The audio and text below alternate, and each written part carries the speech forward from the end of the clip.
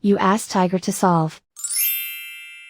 This deals with linear equations with one unknown.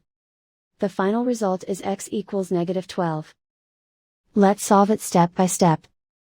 Group all x terms on the left side of the equation. Subtract 2x from both sides. Group like terms.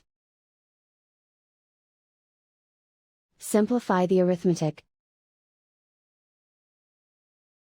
Group like terms. Simplify the arithmetic.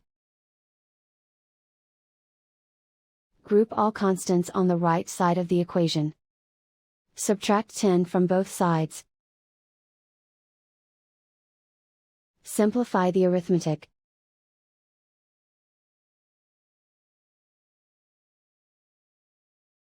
Isolate the x. Divide both sides by 2. Simplify the fraction. Find the greatest common factor of the numerator and denominator. Factor out and cancel the greatest common factor. And so the final result is x equals -12.